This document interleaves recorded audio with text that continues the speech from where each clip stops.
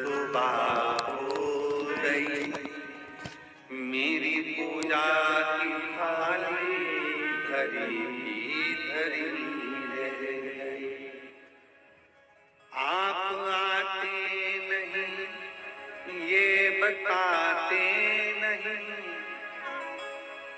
बुलाने में कौन सी कमी रह गई। आप आए नहीं और सुबह।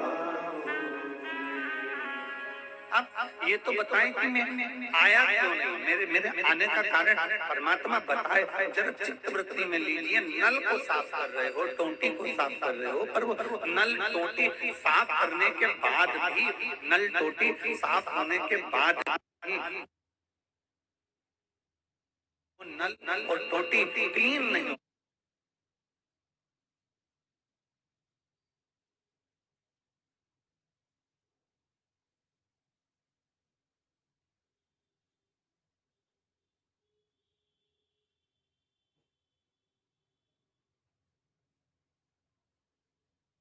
क्लीन नहीं हो पा रही, वो नल और टोंटी साफ नहीं हो पा रही।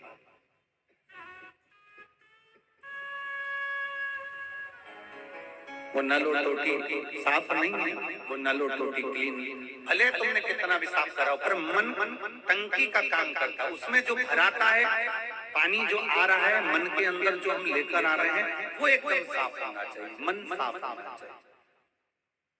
शरीर को धोने के लिए साबुन होता है, शरीर को साफ करने के लिए सर्फ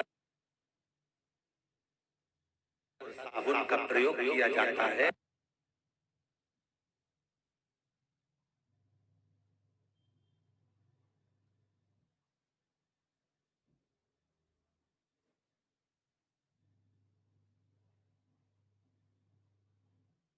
और मन को साफ करने के लिए केवल भगवान की भक्ति का,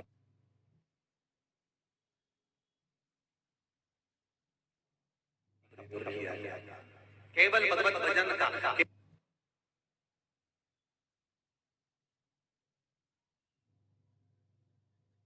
केवल नाम स्मरण का, केवल कीर्तन,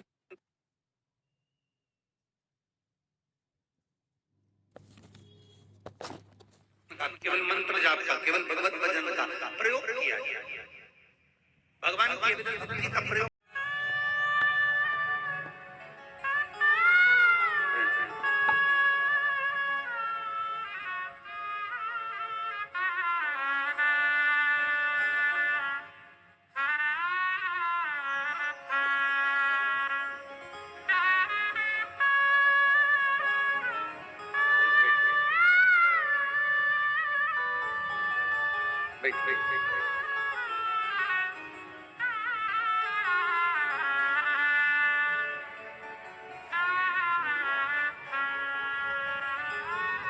शिव महापुराण की कथा करें, भगवान शंकर का शिव तत्व करें, भगवान ने हमारे पवित्र चरित्र, भगवान शंकर की पवित्र कथा। अपने मन को जितना निर्मल बना सकते हो, अपने मन को जितना साफ बना सकते हो, अपनी चित्त वृत्ति को जितना क्लीन कर सकते हो, अपने मन को जितना आनंदमय बना सकते हो, उतना बनाने का प्रयास।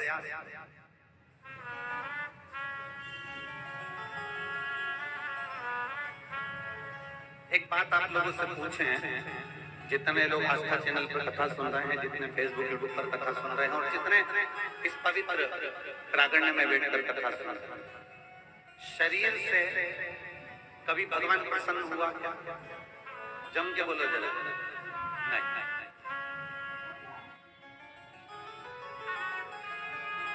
कोई कहे कि मैं बिल्कुल एकदम बढ़िया हूं, तो मुझ पे भगवान की बड़ी कृपा होगी ना। जिसका हाथ भी टूटा हुआ है वो परमात्मा को भज रहा है, तो परमात्मा उसे। जिसके नेत्र भी नहीं है, जिसकी आंखें भी नहीं है, सूरदास है, दिखता भी नहीं है, बस भगवान को भज रहे हैं, तो भगवान मिल रहे हैं। जिसके पांव नहीं, मनाली में एक बिजली महादेव है। हमें लगता है कि आप लोग कभी परिवार के लोग दर्शन करें। मनाली के अंतर्गत जब सबसे पहली बिजली गिरती है हर साल, तो सबसे पहले बिजली महादेव पर ही गिरती है। थोड़ा ऊंचा है, चलकर जाना पड़ता है, वहां गाड़ी नहीं जाती। थोड़ी दूर तक गाड़ी जाएगी, फिर आपको पैदल जाना।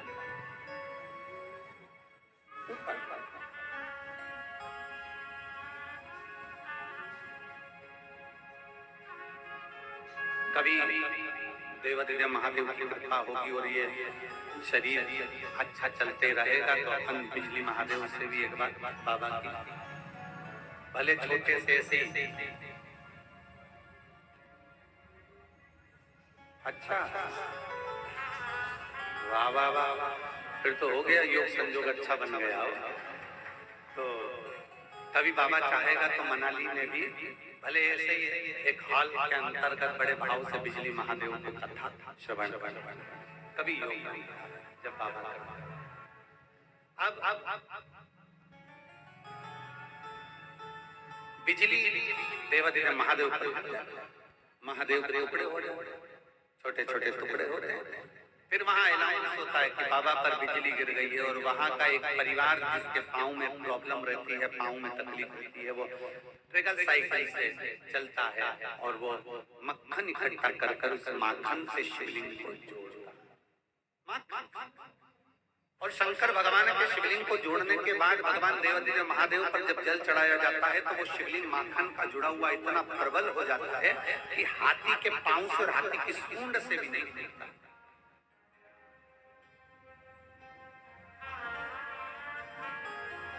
भगवान शरीर से कभी प्रसन्न नहीं, भगवान शरीर से कभी प्रसन्नता धारण नहीं करे। भगवान को कोई कह दे कि मेरा हाथ अच्छे हैं, मैं भगवान को भजूंगा, मेरा पाँव अच्छा है, मैं भगवान को भजूंगा, मेरे नेत्र अच्छे हैं, मेरी जिह्वा अच्छी है, मेरी श्रवण शक्ति अच्छी है, मेरी सुंदरता अच्छी है, मुझे भगवान मिलेंगे या मैं भगवान को भजूंगा।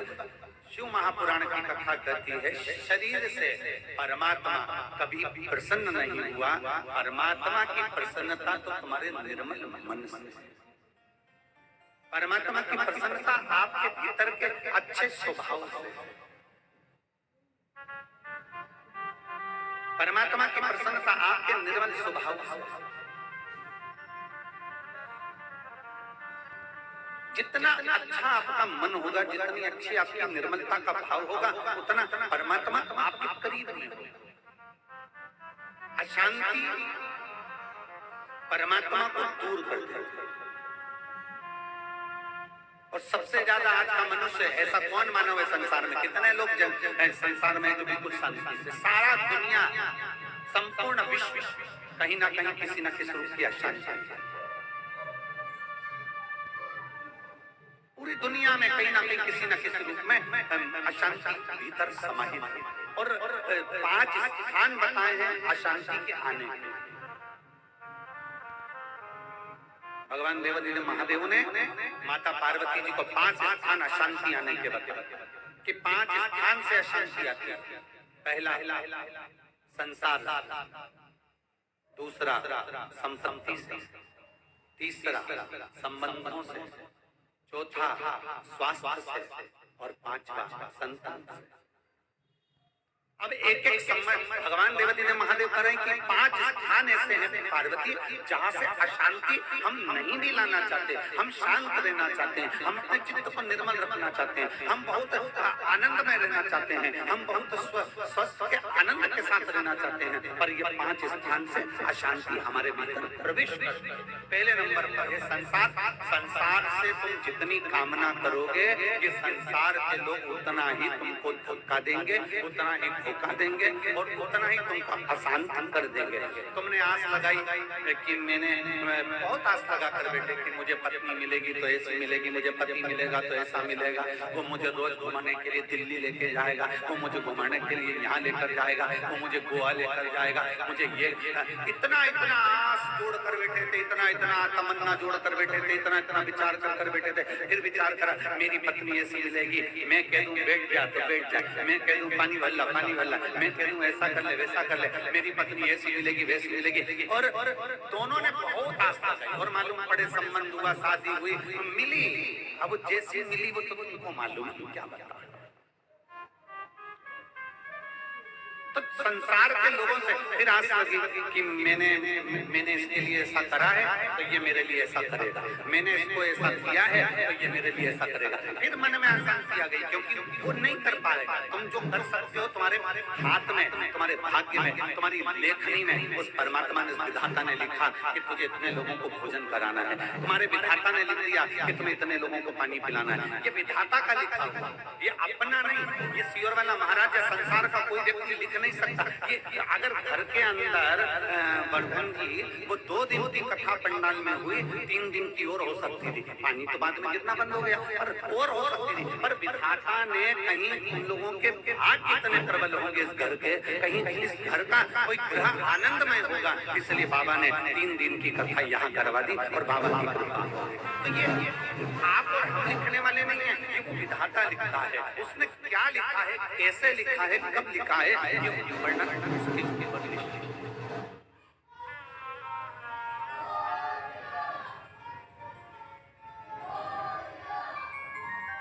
और मैंने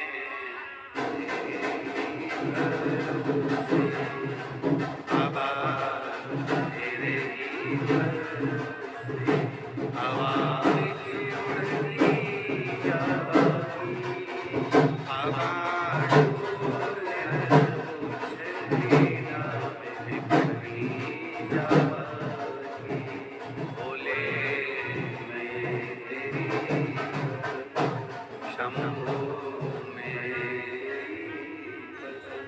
हवा उड़ती जागी, बाबा डोल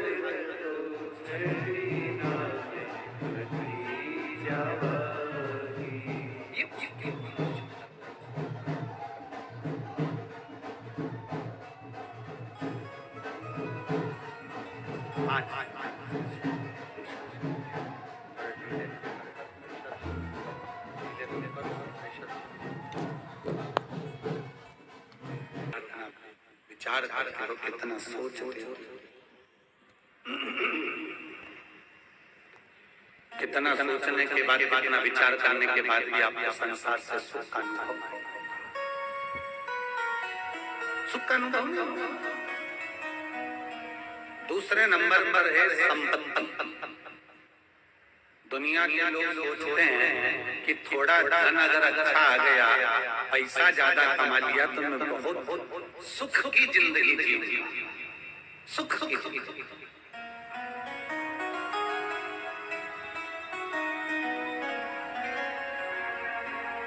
मेरे पास अगर थोड़ा दौलत ज्यादा आ गई, धन ज्यादा आ गया, संपत्ति ज्यादा आ गई तो मैं सुख ना ना ना।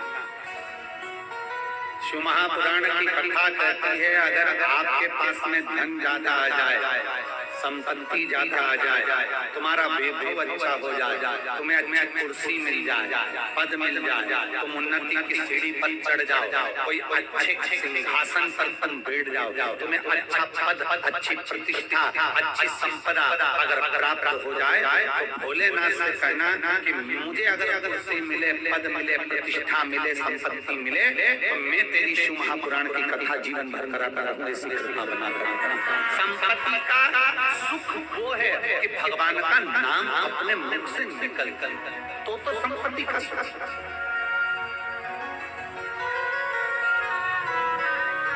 संपत्ति बढ़ रही है, धन बढ़ रहा है, संपत्ति बढ़ती है, धन बढ़ता है, और मालूम पड़े अंदर का सुख बेचैनी चली गई। मैंने उसको इतना रुपया दिया था, मैंने 15 लाख वहां दिया था, 50 लाख वहां दिया था, वो खा के तो नहीं बैठ जाएगा, भाई मेरा पैसा लेकर तो नहीं चले जाएगा। रात भर सब सो रहे और तेरी आंखों में एकदम तुझे याद आया कि मैंने उसको पैसा दिया था, उसका अभी तक नहीं आया, मैंने ऐसा करा था तो अभी तक नहीं हुआ, और रात नींद उड़ गई, सब सो रहे और तेरी नींद रात को 2:30 बजे, 3 बजे, 2 बजे, 4 बजे उठ के बैठ गया, तो 3 बजे रात बेचैनी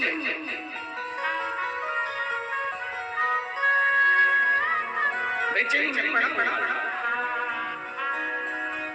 अशांति आने के 5 स्थान में से पहला है संसार, दूसरी है जम के बोलो संपत्ति।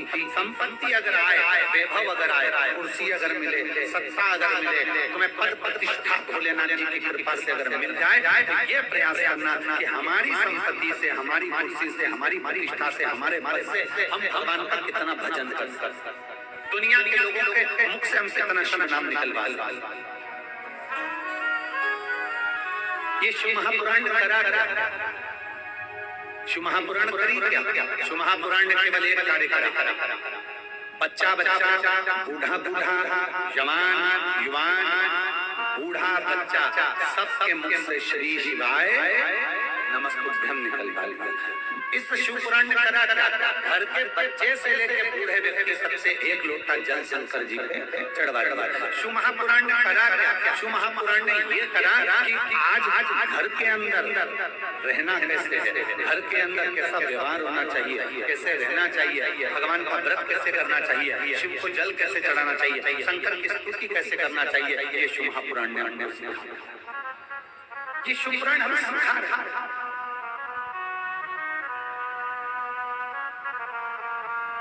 और नहीं आज के व्यक्ति को सीखने को मिल रहा है, नहीं तो आपका पूर्व समय का चरित्र निकाल।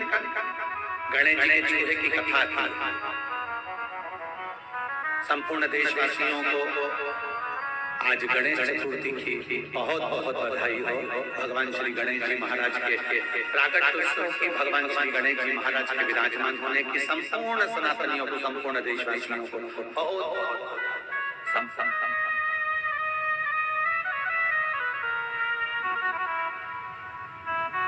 शिव महापुराण ने समझाया है, शिव महापुराण ने ज्ञान प्रदान किया। और नहीं तो एक पुराना चरित्र है सोबरी ऋषि, सोबरी जिनकी धर्म पत्नी का नाम था मनोमयी। सोबरी ऋषि और मनोमयी दोनों शिव की आराधना के बिना एक दिन भी नहीं निकलता। सोबरी ऋषि अगर भगवान शंकर की आराधना करना भूल जाए तो मनोमयी भगवान शंकर की आराधना में नहीं। दोनों पति पत्नी का नियम था, सोबरी ऋषि का भी और मनोमयी। इतनी शिव भक्ति इनके अंदर समाहित हो गई थी कि बिना शंकर के एक क्षण नहीं रह पाते थे। एक क्षण अगर एक कंकर को उठा लेते थे तो हाथ में रखकर शंकर को देखते थे, एक पत्ती को तोड़ लेते थे तो उस पत्ती में भी बेलपत्र का दर्शन किया करते थे। कई माताएं ऐसी हैं, कई भाई ऐसे हैं कि वो किसी भी वृक्ष की पत्ती को तोड़ते हैं और शंकर भगवान को चढ़ाते हैं तो उस भाव से चढ़ाते हैं जैसे हम बेलपत्र चढ़ाते हैं। नहीं उसके पास में बेलपत्री, पर वो कोई भी पत्ती चढ़ा रही है तो शिव के भाव से, कि बेलपत्र के भाव से।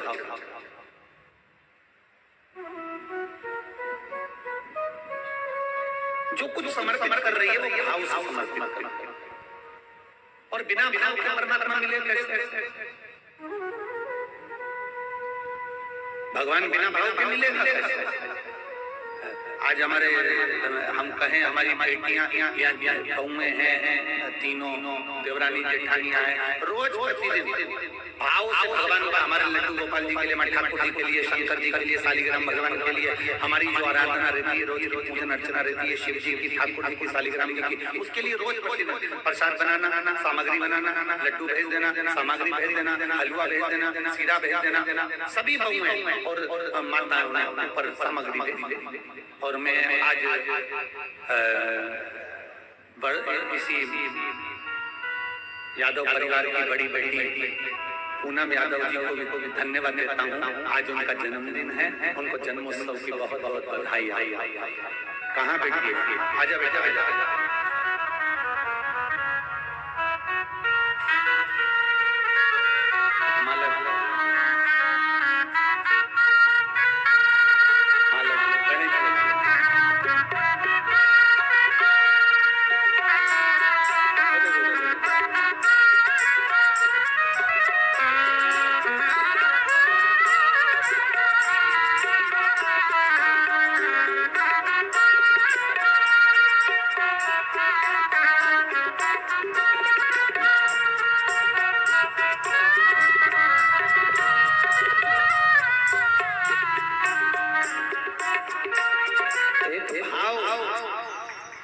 भाव अपने भीतर प्रकट कर, और बिना भाव के परमात्मा कभी नहीं मिलेगा, बिना भाव के भगवान कभी नहीं मिलेगा।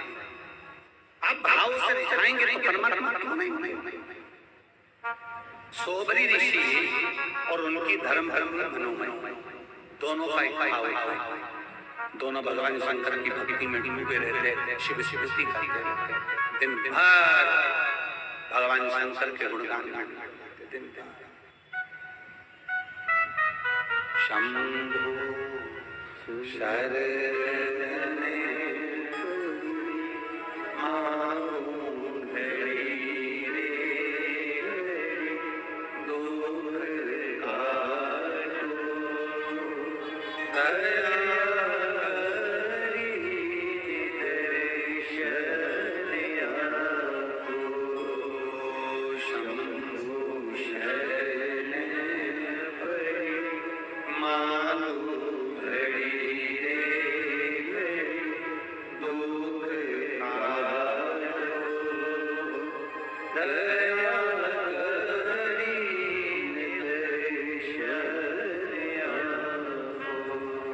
सोबरी ऋषि और मनोमय दोनों शिव की आराधना में, दोनों सोबरी ऋषि भी भगवान शंकर की आराधना में लीन और मनोमय भी भगवान शंकर की आराधना में, दोनों।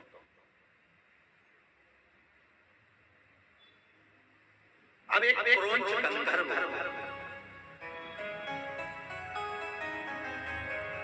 देखिएगा जरा जरा सुंदर भाव है।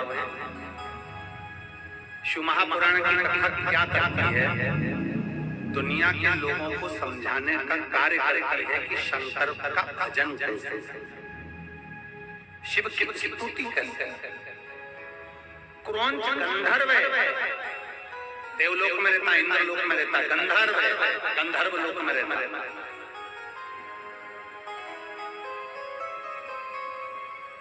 पर बुद्धि देखिए कहाँ गई, उस क्रोंच गंधर्व की बुद्धि कहाँ चली गई,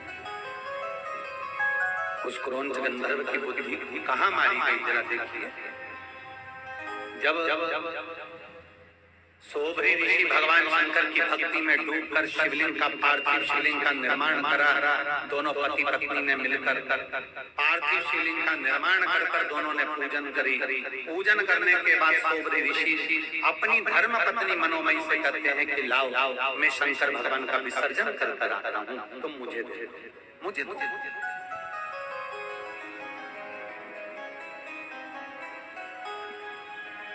आप मुझे दीजिए। शिव विसर्जन की एक रीति है।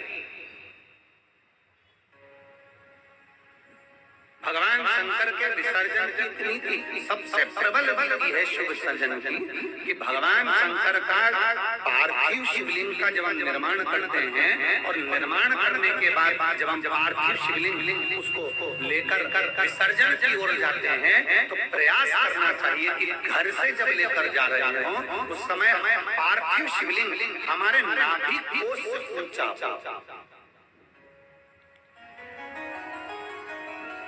समझ में आया? अर्थात जैसे ये पात्र में शिवलिंग बना हुआ और पात्र में शिवलिंग है, हमने पाटे पर से उठाया, घर से जब लेकर जा रहे हैं चलते समय ये या तो हमारे मस्तक पर हो, नाभि कोश या हृदय तक हो, कंठ तक हो, वक्षस्थल तक हो, उदर तक हो, पर नाभि से नीचे वो शिवलिंग हमारे नहीं होना चाहिए, घर से ले जाना।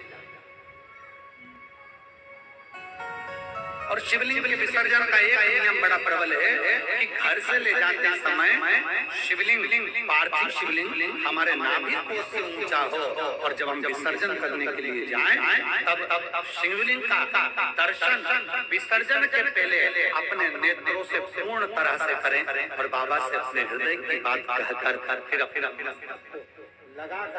मस्तक लगाने के बाद फिर उस शिवलिंग का विसर्जन अपनी मनोकामना कहते हुए बाबा से उस शिवलिंग का फिर विसर्जन कर ले जाते समय नाभि कोश ऊंचा हो, विसर्जन के समय पर अपने नेत्रों से बाबा का पूर्ण दर्शन किया जाए। पूर्ण दर्शन कैसे होता है? शिवलिंग के पूर्ण दर्शन का महत्व क्या बताया, उसको भी समझ लीजिए। भगवान शंकर के पूर्ण शिवलिंग के दर्शन का महत्व, अर्थात ये शिवलिंग, ये जलाधारी, बीच में अशोक सुंदरी, राइट गणेश, लेफ्ट कार्तिकेय, ऊपर से जो जल बहता है वो जया विषहरा शामली बारी कौतली देव। अब जब आप भगवान शंकर का पार्थिव शिवलिंग बनाते हो तो ऊपर जलाधारी तो रहते, आपका केवल शिवलिंग है और जलाधार।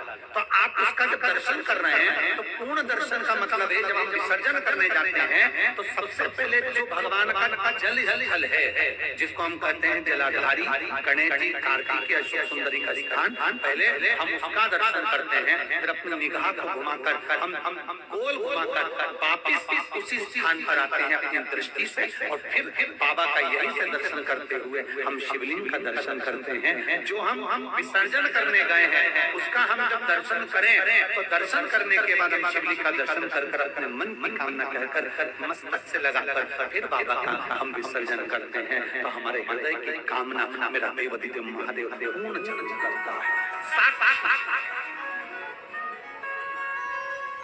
चलो एक छोटा सा प्रश्न है, मुझे उम्मीद है कि मेरी जीजियां जो यहाँ बैठी हैं वो उत्तर जरूर देंगी। छोटा सा प्रश्न, जगन्नाथ जी गए हो, द्वारका जी कभी गए हो, कभी किसी आप कहीं भी बड़े तीर्थ में जाएं, आप काशी जी जाएं, आप किसी बड़े वहां पर एक मंदिर होता है साक्षी गोपाल, या कोई देवता होते साक्षी मान। जगन्नाथ जी आएंगे तो साक्षी गोपाल जी बने, उज्जैनी जाएंगे तो साक्षी गोपाल जी बने, काशी जाएंगे तो साक्षी गोपाल जी बने। साक्षी गोपाल का मतलब क्या होगा? आप काशी में गए, जल चढ़ाया, उज्जैनी गए, जल चढ़ाया, आप जगन्नाथ जी गए, आपने भोग लगाया, दर्शन किया, और साक्षी गोपाल का मतलब होता है कि साक्षी गोपाल जी के सामने जाकर खड़े हो गए, आपने दर्शन कर लिए, मतलब आपकी दृष्टि से ये साक्षी हो गया कि आप जगन्नाथपुरी आए थे और बाबा का आपने दर्शन किया है। आप काशी आए थे, आपने बाबा का दर्शन किया है। आप उज्जैनी आए थे, आपने बाबा का दर्शन किया है। उसी तरह हमने प्रदोष के दिन शिवलिंग बनाया, पूजन करी, संकल्प लिया, आराधना करी, सब कुछ। हम शाम के समय जब विसर्जन करने जा रहे हैं, विसर्जन करते समय जब नेत्र से हम बाबा का दर्शन करते हैं तो ये साक्षी हो जाती है कि मैंने बाबा को बुलाया और मैंने मेरे बाबा से अपने मन की बात की और मेरे बाबा ने वो स्वीकार करा, मैं बाबा का विसर्जन कर। तो ये साक्षी है हमारे जन की, हमारी दृष्टि, हमारी साक्षीता देती है। आज के जमाने में अगर आधार कार्ड बनता है तो सबसे पहले नेत्र दृष्टि पर तुम्हारा कोई कैमरा लगाया जाता है कि अपनी आंखों को पकड़ा, अपनी आंखों को निकाला जाए, देखा जाए, अपनी आंखों से देखो कि क्या, फिर उससे मालूम पड़ता है कि ये वही व्यक्ति है क्या, साथ करी जाती है कि ये वही व्यक्ति है क्या, ये लीलाबाई है कि कमलाबाई है कि कौन है, इससे पहचाना जाता है नेत्र से। नेत्र साक्षी देते हैं। तो हम जब भगवान का विसर्जन करने के लिए जाते हैं, विसर्जन करते समय हम भगवान की ये जलाधारी का दर्शन करते करते करते करते यहाँ से आते यहाँ, फिर दर्शन करते करते शिवलिंग का दर्शन कर प्रणाम कर हृदय से लगाकर फिर हम उसका विसर्जन कर देते हैं। अर्थात हम साक्षी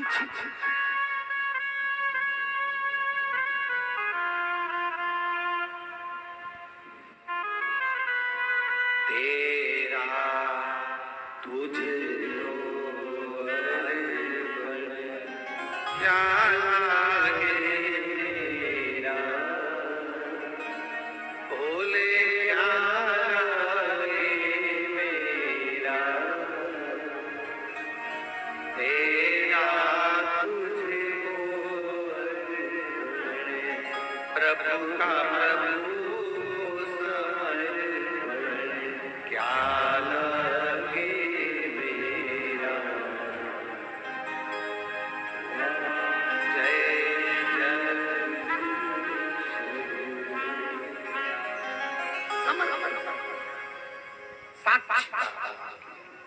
जब आपकी साक्षीता होगी, जब आप दृष्टि से दर्शन कर प्रणाम कर बाबा मन की बात कर विनय कर जब विसर्जन करेंगे तो देवादेव महादेव उसको स्वीकार जरूर करेंगे।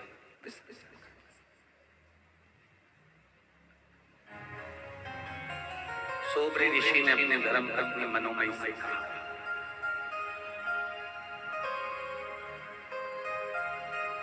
मनो मनो मैं मनोमयी, तुम मुझे देवदेव महादेव का पार्थिव शिवलिंग दे दीजिए और मनोमयी मैं इस पार्थिव शिवलिंग का विसर्जन करता